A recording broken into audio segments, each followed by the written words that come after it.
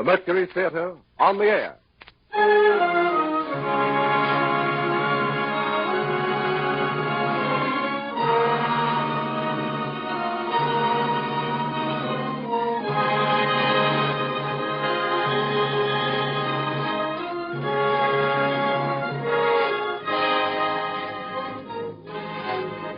The Columbia Broadcasting System takes pleasure in bringing you the 12th in its series of weekly broadcasts featuring Orson Welles and the Mercury Theatre on the air. Tonight, Broadway's and radio's most celebrated theatrical producing company brings to life the best-loved character in detective fiction, the immortal Sherlock Holmes. The play is Orson Welles' own adaptation for radio of William Gillette's enduring melodrama based on the famous stories by Sir Arthur Conan Doyle. Before the performance begins, here is the director of the Mercury Theatre, the star and producer of these unique broadcasts, Orson Welles. Good evening. Well, tonight it's back to Baker Street. Back to that unlikely London of the 19th century where high adventure awaits all who would seek it, in a hansom cab or under a gas lamp in an Inverness cape.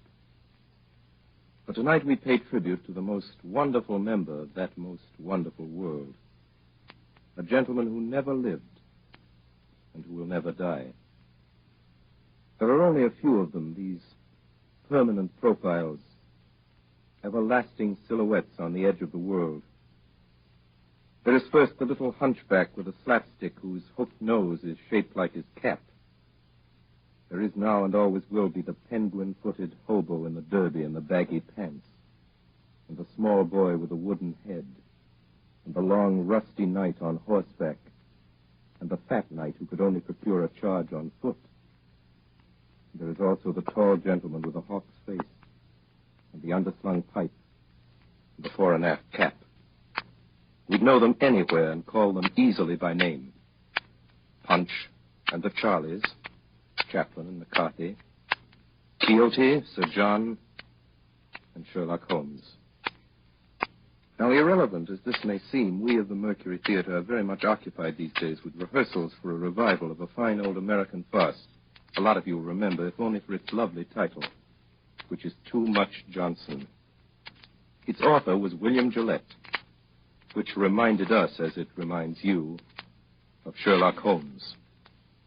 As everybody knows, that celebrated American inventor of underacting lent his considerable gifts as a playwright to the indestructible legend of the Conan Doyle detective, and produced the play which is as much a part of the Holmes literature as any of Sir Arthur's own romances, and as nobody will ever forget. He gave his face to him. For William Gillette was the aquiline and actual embodiment of Holmes himself. It is too little to say that William Gillette resembled Sherlock Holmes. Sherlock Holmes looks exactly like William Gillette. Sounds like him, too, we're afraid, and hope devoutly that the Mercury Theatre and the radio will take none of the glamour from the beloved fable of Baker Street, from the pipe and the violin and the hideous purple dressing gown, from the needle and the cigar on the window ledge, and the dry, final, famous lines. Elementary, my dear Watson, elementary, the mere child's play of deduction.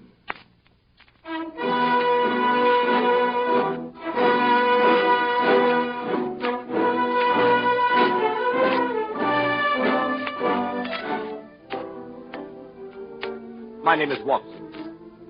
I am a doctor. It was in the year 1880 that Holmes and I were introduced by a mutual acquaintance. At the time, we were both looking for a lodging that would suit our moderate means. This we found on the second floor of a house at 221B Baker Street. And it was during the years that we occupied these chambers together that Holmes established his unique international reputation as a consulting detective. During that time, I was privileged to be his daily companion, and I have done my modest share in giving to the world an account of some of his most famous cases. Most famous of these are the ones of which I have written under the names of The Speckled Band, Sign of Thor, Hound of the Baskervilles, and The Study in Scarlet. They represent, however, only a minute fraction of the 643 cases Holmes successfully solved during the years that we shared the lodgings in Baker Street. Other cases I hope one day to give to the world include the Tarleton murders, sudden death of Cardinal Costa, the adventure of Ricoletti, of the clubfoot and his abominable wife, the case of Mrs. Farintosh, the circus belle, and the case of the royal family of Scandinavia. Each illustrate in their own way the remarkable genius of my friend Sherlock Holmes.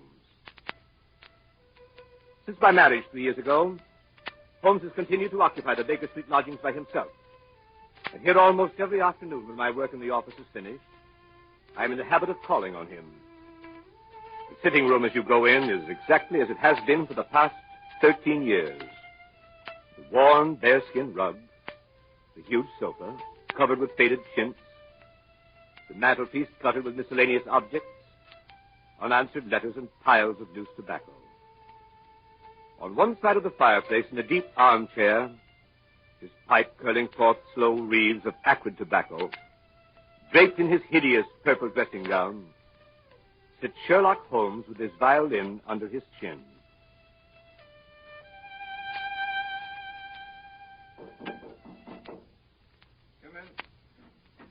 Oh, Watson, my dear fellow. How are you, Holmes? I'm delighted to see you. Perfectly delighted. Upon my word, I am. But I'm sorry to observe that your wife has left you. She has gone on a little visit. But how did you know? How did I? Well, I like that. How do I know anything?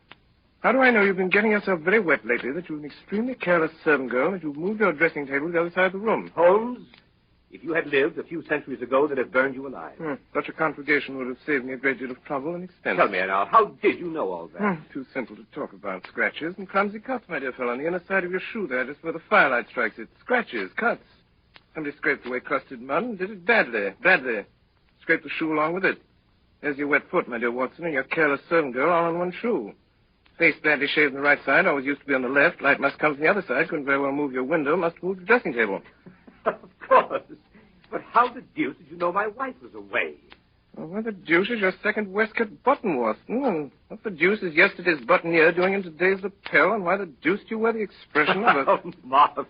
Elementary, my dear fellow, elementary. The child's play of deduction.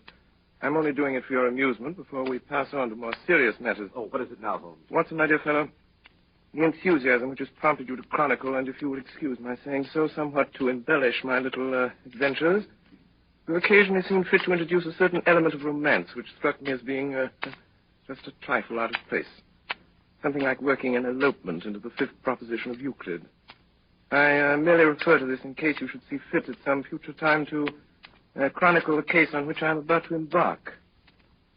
The strange case of Professor Robert Moriarty. Moriarty? I don't remember ever having heard of the fellow. No, Watson, you haven't. It is precisely this quality of invisibility that makes of Professor Moriarty the Napoleon of crime. Sitting motionless like an ugly, venomous spider in the center of his web. But that web having 1,000 radiations and the spider knowing every quiver of every one of them. And within 48 hours, I'll have the lines drawn so tightly around him that he can't move. I'll arrest him and his entire gang. Why, Holmes, this is a very dangerous... My dear fellow, it's perfectly delightful. My whole life is spent in a series of frantic endeavors to escape from the dreary commonplaces of existence. For a brief period, I escape. You should congratulate me. The day before yesterday, I received in this room the visit of a certain foreign nobleman who has recently inherited a very considerable title and who is about to be married. Seems that this titled gentleman was so indiscreet as to fall in love with a young English lady by the name of Faulkner, socially his inferior, and to make her a promise of marriage. Later, at his family's insistence, the thing was broken off, and the young lady died shortly after of a broken heart, leaving behind a sister.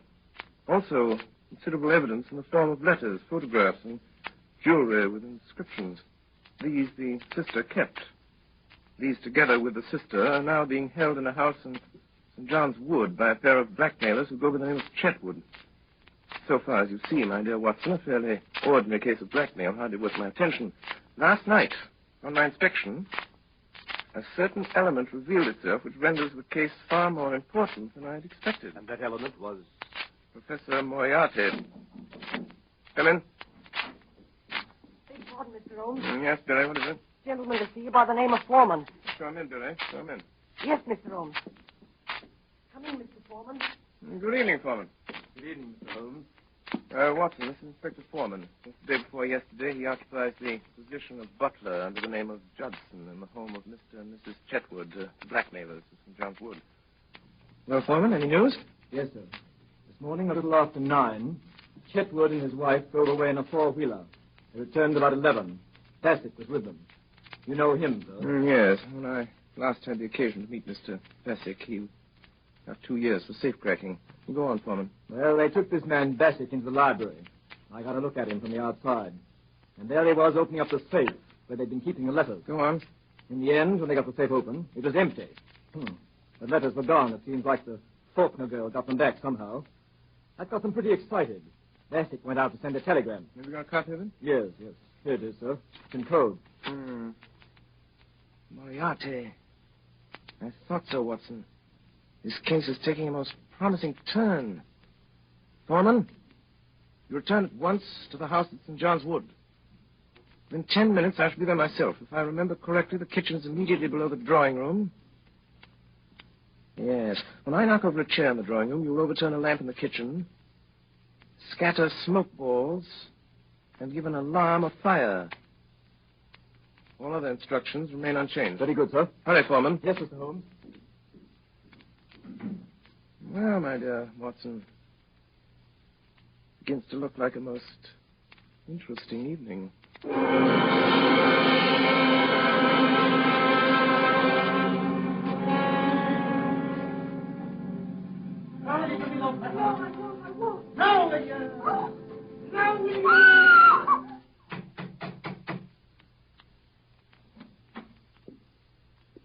Good evening. My name is Sherlock Holmes. Whom did you wish to see, Mr. Holmes? Oh, thank you so much, Mr. Chetwood. I had myself announced by the butler on my way up. Butler? I didn't... Oh, very well. Oh, here he is. Yes, Judson. Miss Faulkner begs Mr. Holmes to excuse her. She is not well enough to see anyone this evening. Will you please hand this card to Miss Faulkner and say that I beg your pardon, Mr. Holmes, but it's quite useless, really. Oh, I'm so sorry to hear it. Yes, Miss Faulkner is, I regret to say, quite an invalid. She is unable to see anyone. Her health is so poor. Has it ever occurred to you, Mr. Chetwood, that she might be confined to the house too much? How does that concern you? It doesn't. I simply make the suggestion. I'd like to think it over. What's your butler's name? Judson, sir. Very well, Judson. Go on, take my card up. Very good, sir. Well, this is really too good. Why, of course, he can take up your card or your note or whatever it is if you wish it so much. I was only trying to save you the trouble. Thanks. It's hardly any trouble at all to send up a card. You know, Mr. Holmes, you interest me very much. Oh, really? On my word, yes. We've all heard of your wonderful methods, the astonishing manner in which you gain information from the most trifling details. Now, I dare say, in this brief moment or two, you've discovered any number of things about me. Nothing of consequence, Mr. Chetwood. I hardly more than asked myself why you were so distressed to see me at this particular moment, and what there can possibly be about the safe in the lower part of that desk to cause you such painful anxiety. Yes, very good. Very good indeed. If those things were only true now, I'd be wonderfully impressed. It would be absolutely remarkable. Excuse me, sir. Judson. A message for you, Mr. Chetwood. You'll excuse me, I trust. It's from, Miss Faulkner. Well, really. She begs to be allowed to see you, Mr. Holmes. She absolutely implores it. Well, I suppose I shall have to give way. Judson, ask Miss Faulkner to come down to the drawing room. Say that Mr. Holmes is waiting to see her. Very good, sir. Quite remarkable, upon my soul. May I ask, if it's not an impertinent question, what message you sent up that could so have aroused Miss Faulkner's desire to come down? Merely if that she wasn't down here in 5 minutes, I'd go up. Oh, that was it. Yes, quite so. And unless I'm greatly mistaken, I hear the young lady on the stairs. In which case she has a minute and a half to spare. Alice, that is Miss Faulkner. Let me introduce Mr. Sherlock Holmes. Mr. Holmes, Miss Faulkner. I'm really most charmed to meet you. Although it does look as if you've made me come down in spite of myself, doesn't it? I thank you very much indeed for consenting to see me, Miss Faulkner, but regret to observe that you were put to the trouble of making such a very rapid change of dress. Oh, yes. I did hurry a trifle, I confess. Mr. Holmes is quite living up to his reputation, isn't he, Freddie? Come in. Yes, ma'am. What are you doing here, Judson? I beg pardon, ma'am. I was answering the bell. What bell? The drawing room bell, sir. What do you mean, you blockhead? No one rang the bell. I'm quite sure it was rung, sir. Well, I tell you it did not ring. Your butler is right, Mr. Chetwood. The The bell did ring. How do you know? I rang it. What do you want? I send my card to the real Miss Faulkner. For real? I said the real Miss Faulkner. Judson. Yes, sir. Holmes, what right have you to ring for servants and give orders in my house? What right have you to prevent my cards from reaching their destination? How does it happen that you and this woman are resorting to trickery and deceit to prevent me from seeing Alice Faulkner? Through some trifling oversight, Judson, neither of the cards I handed to him has been delivered. Kindly see that this error does not occur again. My orders, sir. Ah, you have orders. I can't say, sir. You were told not to deliver my card. What business is it of yours, I'd like to know? I shall satisfy your curiosity on that point in a very short time, Mr. Chetwood. Yes. And you'll find out in a very short time that it isn't safe to meddle with me. It wouldn't be any trouble at all for me to throw you out into the street. Possibly not, but trouble would swiftly follow such an experiment on your part. It's a cursed lucky thing for you I'm not armed. Yes, well, Miss Faulkner comes down, you go and arm yourself. Arm myself? I'll call the police. What's more, I'll do it now. Oh, no, you will not do it now. You will remain where you are until the lady I came here to see has entered this room. What makes you so sure of that? Because you will prefer to avoid an investigation of your suspicious conduct, Mr. James Larrabee. Larrabee? That is the name under which you are known to Scotland Yard, I believe, Mr. Chetwood. This lady here is your wife. To you, Judson, you will either deliver that card to Miss Faulkner at once or sleep in the police station tonight. That is of small consequence to me, which you do. Shall I go, sir? Go on. Take up the card. It makes no difference to me. A short time since, Larrabee, you displayed an acute anxiety to leave the room. Pray do not let me detain you or your wife any longer. Take it you prefer to remain while I talk to Miss Faulkner? We do, Mr. Holmes. Oh, that, Miss Faulkner. Is it Mr. Holmes? Yes, You wish to see me? very much indeed, Miss Faulkner, but I'm sorry to see that you are far from well. Oh, no, No? Beg your pardon. What does this mark mean? Oh, nothing. Nothing? No. And the mark here on your neck, plainly showing the clutch of a man's fingers, does that mean nothing also? Occurs to me that I should like to have an explanation of this. Possibly you can furnish one, Mr. Larrabee. How should I know? It seems to have occurred in your own house. What if it did? You'd better understand that it isn't healthy for you or anyone else to interfere with my business. Ah, that is your business. Here's that much at least. Pray be seated, Miss Faulkner. I don't know who you are, Mr. Holmes, or why you were here. I shall be very glad indeed to explain. My business is this. I've been consulted as to the possibility of obtaining from you certain letters addressed to your sister, which are supposed to be in your possession. I cannot give up my sister's letters, Mr. Holmes. There are other things besides revenge. There is punishment. Believe me, Miss Faulkner. There is nothing more to say. Good night, Mr. Holmes. But my dear Miss Faulkner... Oh, I'm so sorry. How clumsy of me to turn over this chair. Fire! Fire! Oh, what's that? What's that? What's going on in your house here? Fire, fire! The lamp, sir. The lamp at the kitchen, sir. It fell off the table and everything down there is blazing, sir. Quick, sir, come down. Don't alarm yourself, Miss Faulkner. There is no fire. No fire. The smoke was all arranged for. Arranged for? What does it mean, Mr. Holmes? It means this, Miss Faulkner. It means that I wanted a package of letters, Miss Faulkner, but by following your eyes just now, when you thought there was a fire, I discovered that you'd hidden them in the upholstery of this chair. Here. Quite elementary, as you see. And now that they're in my possession, there seems to be no reason for me to remain any longer in this house. Good night, Miss Faulkner. Miss Faulkner. Yes. I can't take them, Miss Faulkner. These letters belong to you. I find that I cannot keep them unless you can possibly change your mind and let me have them of your own free will. I hardly suppose you could. I will therefore return them to you and, there's our friend Mr. Larrabee returning from the fire. Oh, you've got the letters, have you? Now I suppose we're going to see you walk out of the house with them. On the contrary, you're going to see me return them to their rightful owner. Miss Faulkner, here are your letters. Should you ever change your mind and be so generous, so forgiving as to wish to return these letters to the one who wrote them, you have my address. In any event, rest assured there will be no more cruelty, no more persecution in this house. Thank you, Mr. Holmes. You are perfectly safe with your property, Miss Faulkner. For I shall so arrange it that your faintest cry of distress will be heard. And if that cry is heard, it will be very unfortunate for those who are responsible. As for you, Mr. Larrabee, and you, madame, I beg you to understand that you continue your persecution of that young lady at your peril. Good night. Miss Faulkner. Come here, Miss Faulkner. Now. Are you going to give me those letters? No, never. Are you going to give me those letters? Oh. Now then. Never, Jim. You shut up. Now then, Miss Faulkner. Do you give me those letters, or do I break your arm? What's that? Someone knocked on the door. No, it was on that side. Did you call, madam? I think someone knocked, Judson. I'll see, madam.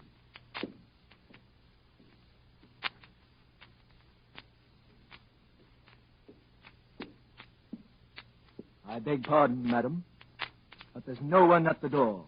Very well, you may go. He's got us watched. What we want to do is to leave it alone. Let the Emperor have it. Do you mean Professor Moriarty? That's who I mean.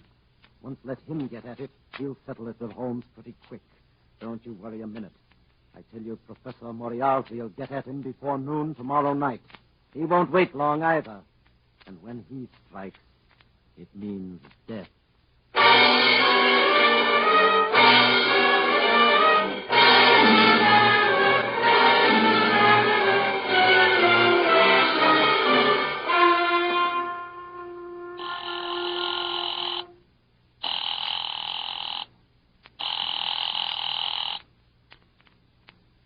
Number?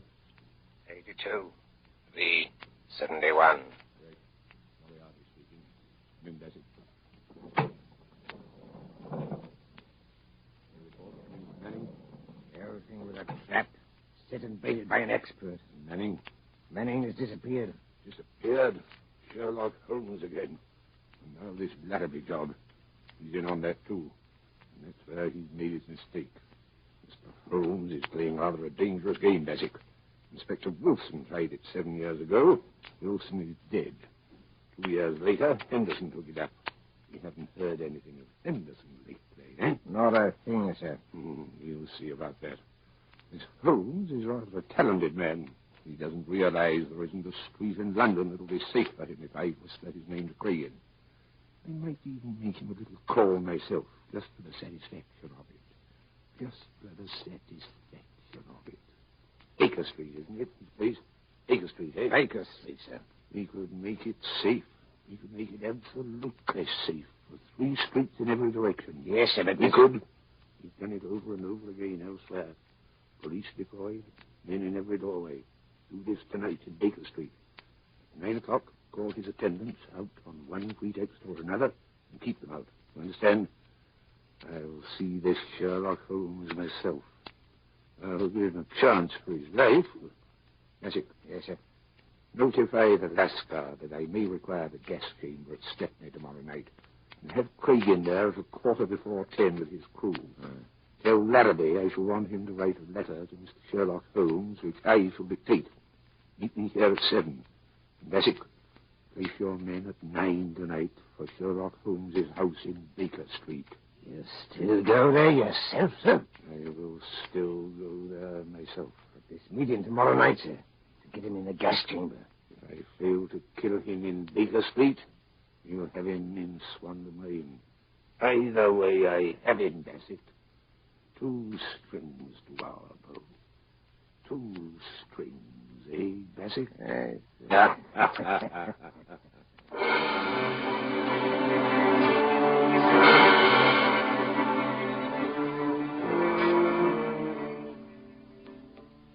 That evening, Holmes and I dined together at Scott's in Piccadilly Circus. After dinner, we went to a concert at Queen's Hall.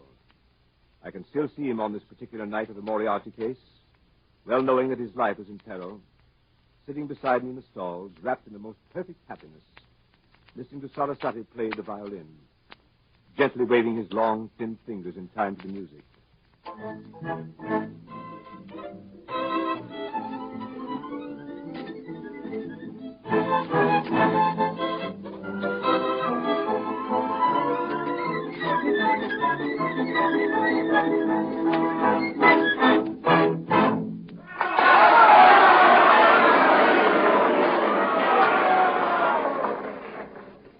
it was over, he rose, put on his long coat, and started with long steps in the direction of the street.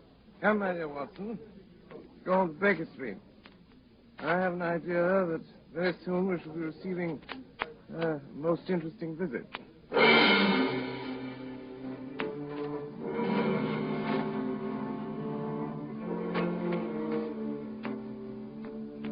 From the Queen's Hall, we hailed a hansom, and as we came down Baker Street, we could see that the light was burning on the second floor of 221B. We went up the dark, narrow stairs.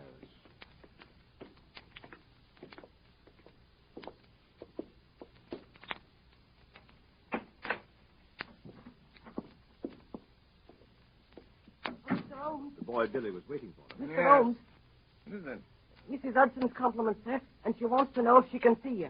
Oh, where is Mrs. Hudson? Downstairs in the kitchen, sir. My compliments, and I don't think she can. Where she is.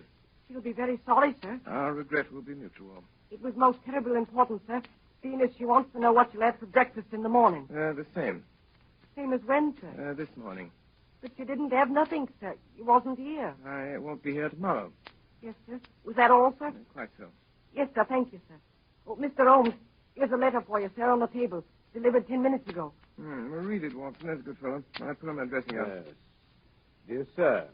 Thus address is made. Why, James Larrabee. And what did James to say this evening? Dear sir. I hope he won't say that again. I have the honor to inform you that Miss Faulkner has changed her mind regarding the letters, etc., which you wish to obtain, and has decided to dispose of them for a monetary consideration. If you wish to negotiate, will you be at 9 o'clock at the Guards Monument at the foot of Waterloo Place? You will see a four-wheeler with wooden shutters to the windows. If you have the cab followed or try any other underhand trick, you won't get what you want. Let me know your decisions. Yours truly, James Larrabee. Mine truly. Well, later, perhaps. What does the fellow mean? Fellow means to sell me a base imitation for a large sum of money of certain letters that he does not possess. I shall probably buy them from him. Now, see if I have the points. Tonight, 11 o'clock, Guards Monument, cab with wooden shutters, no one to come with me, no one to follow. Or I don't get what I want. Quite right. But this cab with the wooden shutters? Merely a little device to keep me from seeing where they're taking me. Billy. Yes, sir. Give this to the man. It was a woman, sir. Oh, young or old? Looks quite young, sir. Handsome? Four-wheeler, sir. Seen the driver before? Yes, sir, but I can't think where. Hand this to the lady, apologize for delay, and look at the driver again. Yes, sir. But, my dear Holmes, you didn't say you would go. But I certainly did. This fellow means mischief. This fellow means the same. I beg pardon, sir. A message come over from the chemist on the corner to say a man has been hit by a bus. Looks like his legs broke. And would Dr. Watson kindly step over and help till the ambulance Oh, you comes? certainly are. Go at once. I'll be back in a minute. Billy, Yes, sir. who brought that message? Boy from the chemist, sir. Yes, of course, but which boy? Must have been a new one, sir. I ain't seen him before. Billy, get downstairs quickly. Look out for the doctor. The boy's gone. There's a man with him. It means mischief. Let me know. Don't stop to come up. Ring the doorbell. I'll hear it. Ring it loud. Yes, sir.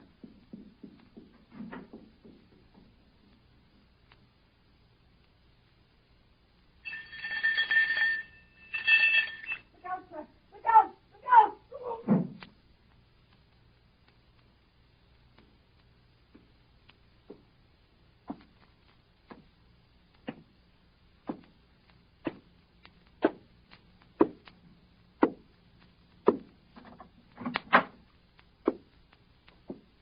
Dangerous habit, Mr. Holmes, to finger loaded firearms in the pocket of one's dressing gown. I give you my word, Professor Moriarty. You'll be taken from here to the hospital if you keep your hand behind you like that. That's better. In that case, please put your revolver on the table.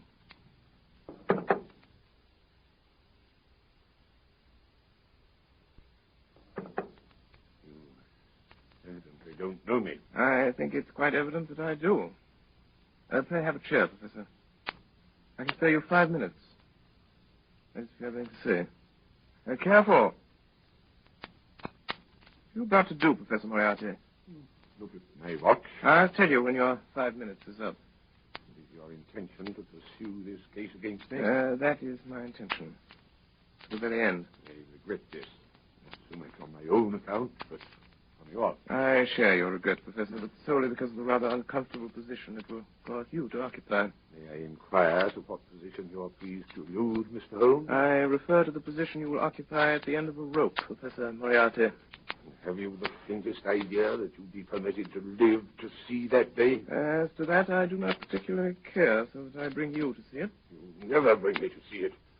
Do you think that I would be here if I hadn't made the streets quite safe in every respect? I could never so grossly overestimate your courage as that, Professor Moriarty. You imagine that your friend the doctor and your boy Billy will soon return? What? So, it leaves us quite alone, doesn't it, sir? Quite alone. So that we can talk the matter over quietly, Mr. Holmes, and not be disturbed. In the first place, I wish to call your attention to a few memoranda which I jotted down, and which you will find... Here they are. Look out. Don't do that. Hands down, quickly.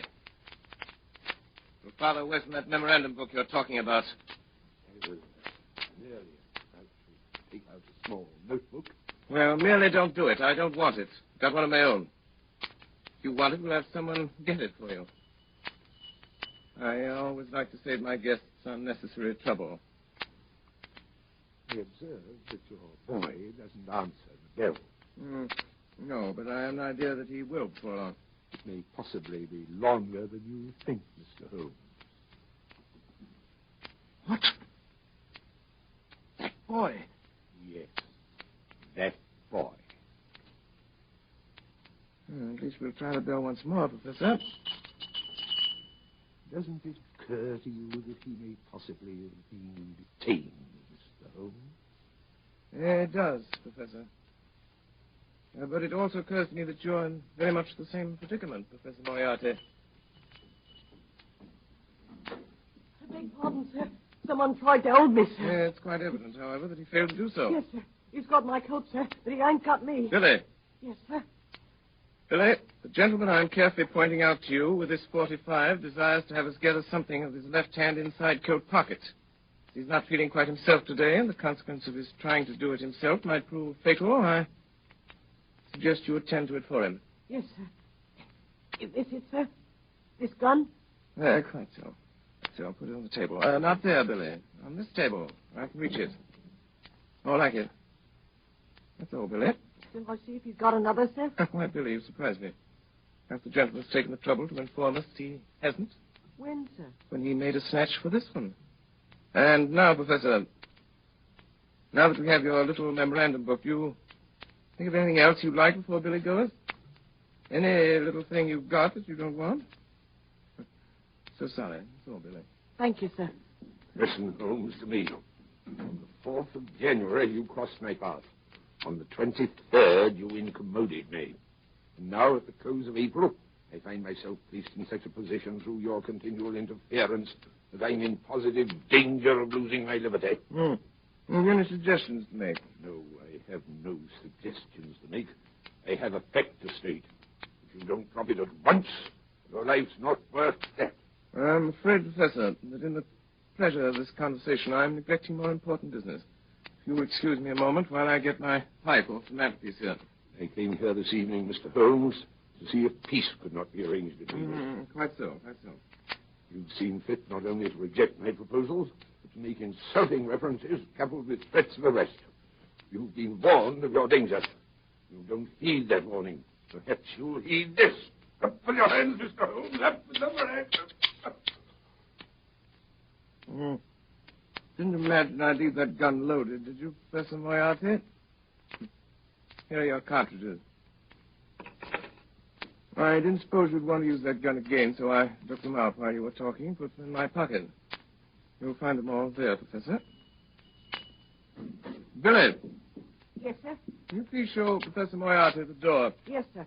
This way, sir. Don't ever say I didn't warn you, Mr. Holmes. No, Professor Moriarty. No. I never will. Billy, come here. Yes, sir? Billy? Billy, you're a good boy. Yes, sir. Thank you, sir.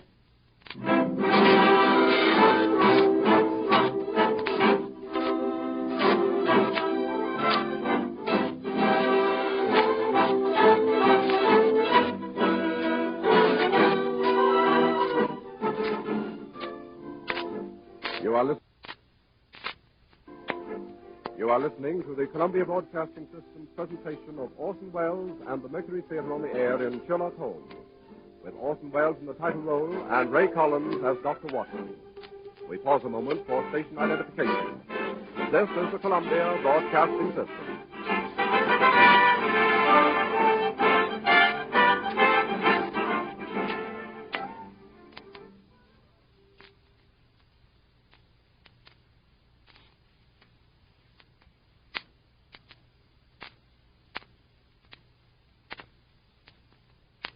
We continue now with this CBS presentation of Sherlock Holmes, played by Orson Welles and the Mercury Theatre on the Air.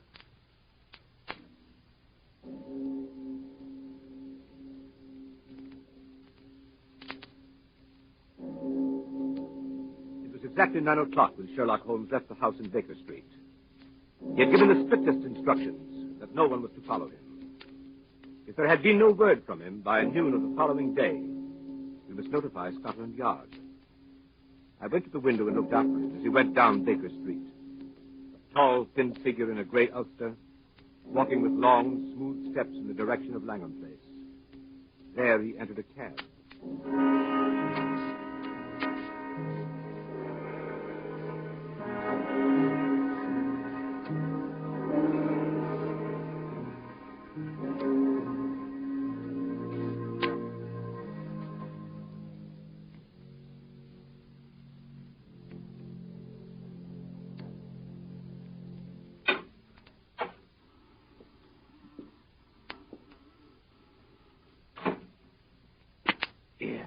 What are you doing, lighting matches here? That's what I'm doing. Chuck it. Why should I chuck it? There might be gas, you fool. There ain't no gas. It's been 4 days since we had gas in the room. And I still say there might be gas. Did you check it? I will.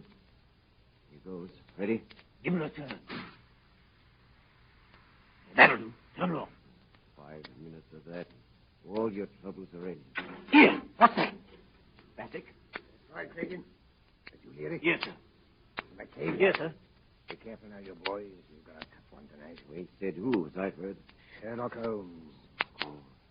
You mean that, sir? God's truth. You're going to count him out. Well, if you don't and he gets away, I'm sorry for you, that's all. Jack, the governor's here. Not the governor himself. Professor Moriarty. Shut up.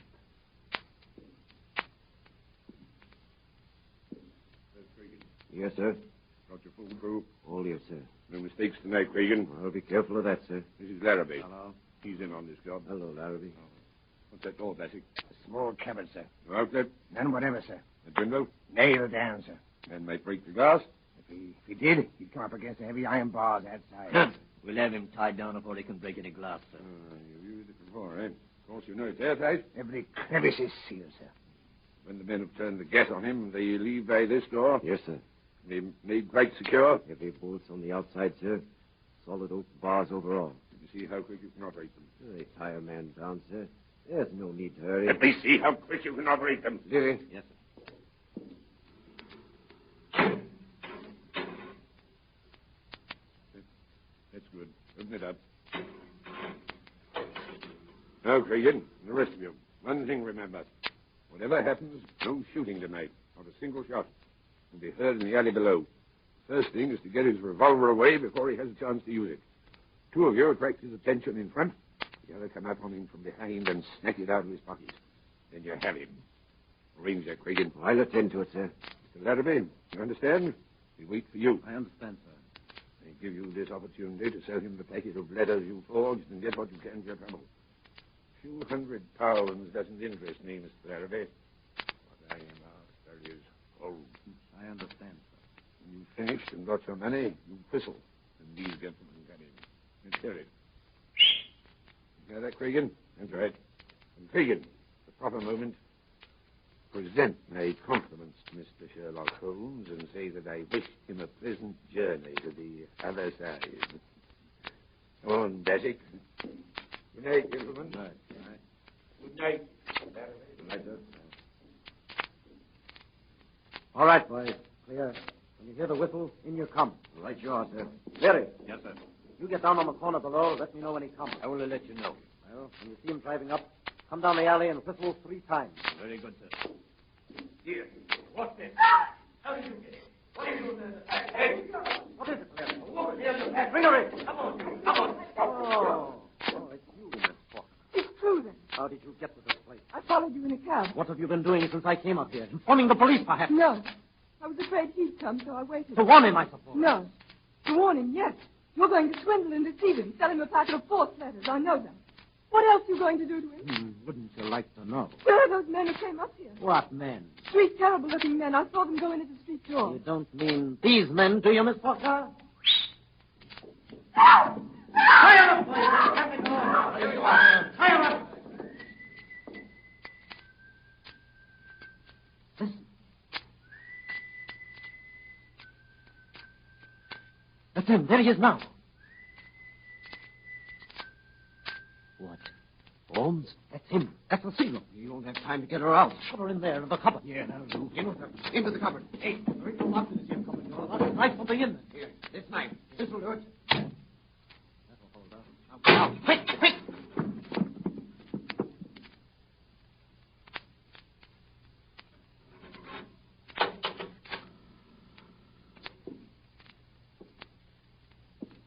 Good evening, Mr. Holmes.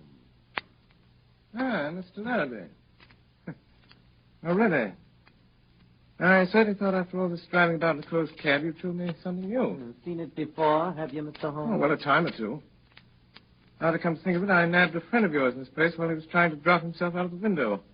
Ed Colvin, the cracksman. Colvin, never heard of him before. Well, you certainly never heard of him after. Sure of that. Race of counterfeiters used these luxurious chambers in the spring of '89. One of them hid in that cupboard. We pulled him out with the heel. Quite interesting. But times have changed since then. So they have, Mr. Larrabee, so they have. But then it was only cracksmen, counterfeiters, pickpockets, and petty swindlers of various kinds. But now... Well, what now? Well, between you and me, Mr. Larrabee, we've heard some not altogether agreeable rumors. Rumors of some pretty shady work not far from here. Murder, too, of a very peculiar kind. I've always had a suspicion... That's it. My surmise was correct. It is. It is what? This room is corked, sealed. What does that signify to us? Nothing to us, Mr. Larrabee, nothing to us. But it might signify a good deal to some poor devil who's been caught and gassed in this trap. Well, if it's nothing to us, suppose we leave it alone and get to business. My time is limited. Yeah, of course. I should have realized that these reflections could not possibly appeal to you. Well, have a cigar, Mr. Holmes? Oh, thanks. Oh, good cigar, this, Mr. Larrabee. A genuine Havana. Glad you like it. Now, here is the little packet of letters which is the object of this meeting. I haven't opened it yet, but Miss Faulkner tells me everything is there. I suppose, Mr. Larrabee, that as Miss Faulkner knows nothing about this affair, we omit her name from the discussion. What do you mean? Who told you she doesn't know? You did. Every look, tone, gesture, everything you've said and done since I've been in this room has informed me that Miss Faulkner has never consented to this transaction. It is a little speculation of your own. Oh, I suppose you think you can read me like a book. Oh, no, like a primer. Well, let it pass. How much will you give? £1,000. I couldn't take it. What do you ask? 5,000. I couldn't give it. Well, I've been offered 4,000 for this little Why packet. didn't you take it? Because I intended to get more. Oh, that's too bad. They offered 4,000. They'll give 5. They won't give anything. Why not? They've turned the case over to me. Will you give 3,000? Mr. Larrabee, strange as it may appear, my time is limited as well as yours. I have brought with me the sum of £1,000, which is all that I wish to pay. If it is your desire to sell at this figure, kindly appraise me of the fact at once. If not, permit me to wish you a very good evening. Well? You can have it. It's too small a matter to haggle over. Give me the money. Yes, certainly. Ah. I thought you said you'd only brought just 1,000. I did. This is it. You brought a trifle more, I see. Quite so. I didn't say I hadn't brought any more. Well, you can do your little tricks when it comes to it, can't you? It depends on who I'm dealing with. Yeah. You give me that money. Come on, quick. Hand it over. Now, I've got you where I want you, James Larrabee. You've been so cunning and so cautious and so wise, we couldn't find a thing to hold you for, but this little slip will get you in for robbery. You'll have me in for you. What are your views about being able to get away from here yourself? I do not anticipate any particular difficulty. Robbery, eh? Why, even if you got away from here, you haven't got a witness. You haven't got a witness for your name. I'm not so sure of that, Mr. Larrabee. Not so sure of that. You usually fasten this cupboard door with a knife? Come away from that door! Faulkner! Stand back. Contemptible Scoundrel, what does this mean? I'll show you what it means. Pass it quick. I'm afraid you're badly hurt, Miss Faulkner. Mr. Holmes, look! Get in! Hold it there, boy. I'll have to ask you gentlemen to wait just one moment, please. Here there. What's the idea of sitting down and writing? What are you writing? Writing your will, I suppose. No, only a brief description of one or two of your gentlemen. The police. I'm ready now. Wait a bit. You better listen to me, Mr. Holmes. We're going to tie you down nice and tight to the top of that table. Why, you surprised me, gentlemen. Thinking you're so sure of anybody in this room. And 3 bars gone out of that window. Bars or no bars, you're not going to get out of here as easy as you expect. There are so many ways, Mr. Larrabee, that I hardly know which one to choose. Well, you better choose quick, I can tell you that. I'll choose at once, Mr. Cregan. And my choice falls on this chair. Look out! The light! You get away in the chair! Look out! Hey, guys! Look at the cigar! Hang him by the cigar! Look at the cigar! Look out! He's gone to the window! He's up from the ledge! He's climbed out! Look at his cigar! Get him quick! After him! There he goes! He's out! By the window! No, gentlemen, no, not by the window. I'm leaving by the door. By the way, I left my cigar for you on the windowsill. Good evening, gentlemen.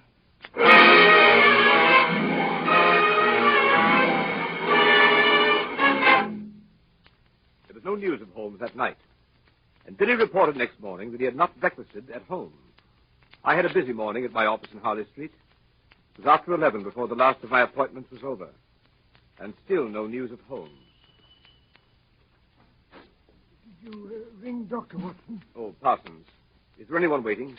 I have to be in Baker Street at noon. There's one person in the waiting room, Doctor. A lady, sir, and she wants to see you most particular. What about? She didn't say, sir, only she said it was of utmost importance to her if you would see her. Oh, very well, I'll see her and call a cab for me at the same time and have it wait. Show the lady in. Yes, sir. This way, ma'am. This way. Ah, Doctor, it's awfully good of you to see me. I'm Mrs. H. DeWitt Seaton. Dear me, I didn't bring my card case. Or if I did, I'd lost it. Don't trouble about a card, Mrs. Seaton. They said you were Mr. Holmes' friend. Several people told me that. Several. They advised me to ask you where I could find him today, this morning. And everything depends on it, Doctor. Everything. I'd go to Mr. Holmes at once. But I've been, and he wasn't there. You went to Mr. Holmes' house? Yes, in Baker Street. That's why I came to you. They said he might be here. No, he isn't here. But don't you expect him this morning? No, there's no possibility of Mr. Holmes coming, as far as I know. But couldn't you get him to come? It would be such a great favor to me. I'm almost worn out with going about him with this dreadful anxiety. If you could get word to Mr. Holmes to come... I could not get him to come, madam, and I beg you to excuse me. I'm going out myself on urgent business. I have no idea where Mr. Holmes could be. What's that, Parsons? Sounded like a accident, sir. Probably nothing more than a broken-down hansom. See what it is, Parsons. That's the bell, sir. Somebody's hurt, sir, and they're wanting you. Well, don't allow anybody to come in. I have no more time. Very well, sir. But they're coming in, Doctor. Let the old man come in, Carter. Yes, we're bringing him in. There ain't nowhere else for him to go. Time the doctor's off his business, and he can't come in when he's hurt. The doctors can't see anybody. He's got to come in. We can't leave him out in the street, can we? All right, help him in, Parsons. Oh, Doctor, isn't it frightful? Can I be of some use? None Doctor? whatever, none whatever. But, Doctor, I must see the poor fellow. Oh, my leg, my leg. Right this way, sir. Be careful of the sill, sir. That's it. The accident. You can't help the accident. Oh, you can't. That's plain enough. He was on the wrong side of the street, he was. Now, over to this chair. No, I'll sit here. No, this is the chair, sir. Don't you suppose I know where I want to sit down? You'll sit down here. That isn't the doctor. The doctor will have a look at you. Here's the doctor. That isn't the doctor. Yes, it is a doctor. Here, doctor. You just come and have a look at this old bloke, will you? He's hurt himself a little, then. Are you a cabman? Yes, I'm the cabman.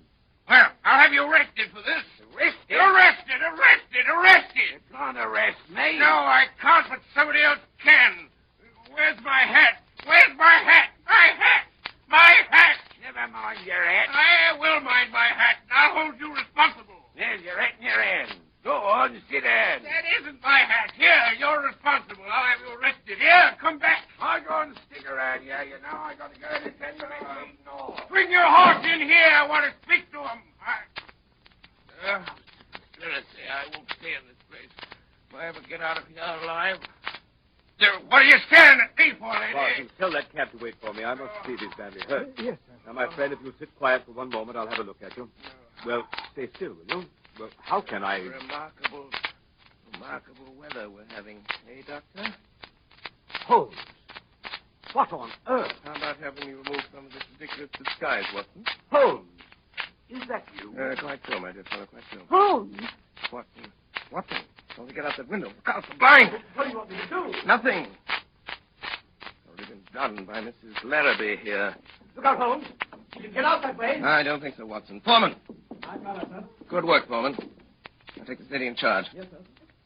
Very good, Foreman. Wait for me outside. Yes, sir. Oh, Watson, my dear fellow, I regret to say that up to the present time, Professor Moriarty himself has not risen to the bait. Where do you think he is? In the open streets, under some clever disguise. Watching for a chance to get at me. And was this woman sent in here? Quite so. A spy. To let them know by some signal. If she found me in the house, now they know. Pull down that blind, Watson. I don't care to be shot at from the street. I imagine we shall hear from Professor Moriarty very soon now. Mr. Holmes! Mr. Holmes! What did I tell you? He's come, sir. From where? The house across the street.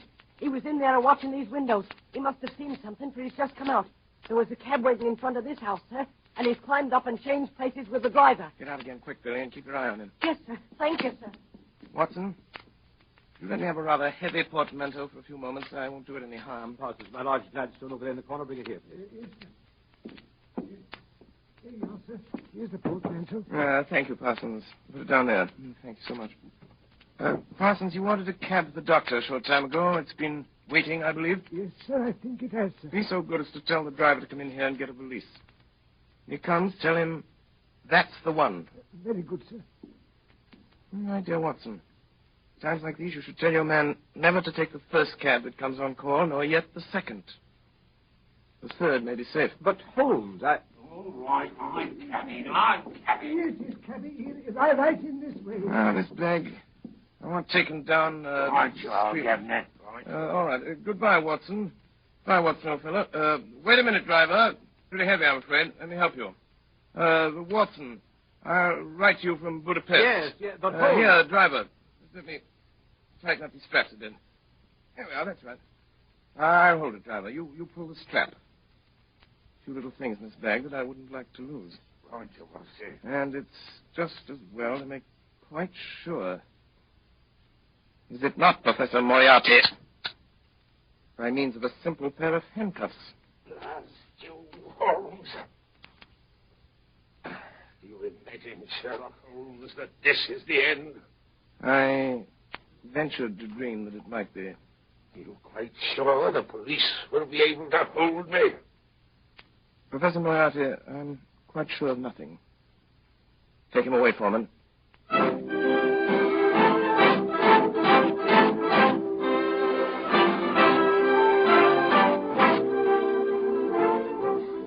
And so, my dear Watson, ends the strange case of Miss Alice Faulkner. Well, what about the letter? Oh, the letters. They were returned to their rightful owner over an hour ago. I suspected from the start that Miss Faulkner was really a nice girl at heart. Ah, dear. What is it, Holmes? I was just reflecting, my dear Watson. With Moriarty out of the way, London, from the point of view of the criminal expert, it's likely to become a singularly uninteresting city. One's morning paper, a veritable wilderness of boredom. Mr. Holmes! Mr. Holmes! Yes, Billy? There's a lady, sir. Been waiting for an hour. Says she's got to see you, sir. Case of murder, she says. She's got a face veiled. From which I deduce that she is a lady of over 41 and less than 45, of a strange, dark beauty and considerable social eminence. And that she has lived for some years in the Near East. And that she is now wearing a large blood ruby on the second finger of her left hand. Holmes, how do you know these things? It's amazing. Elementary, my dear Watson. Elementary. The child's play of deduction.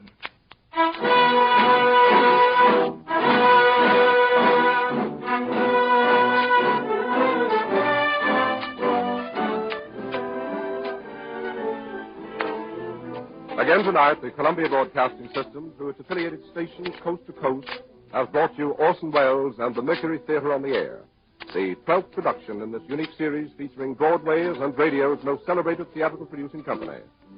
This evening, the play was Orson Welles' own adaptation of William Gillette's Sherlock Holmes. In the cast, Dr. Watson, played by Ray Collins. Alice Faulkner by Mary Taylor, Madge Larrabee by Brenda Forbes, James Larrabee by Edgar Barrier, Inspector Foreman by Morgan Farley, Cragen by Richard Wilson, Brassic by Alfred Shirley, Leary by William Allen, Billy by Arthur Anderson, Professor Moriarty by Eustace Wyatt, and Sherlock Holmes by Orson Welles. The orchestra was conducted by Bernard Herrmann, and the production was supervised for CBS by Davidson Taylor. Your announcer is Frank Gallup.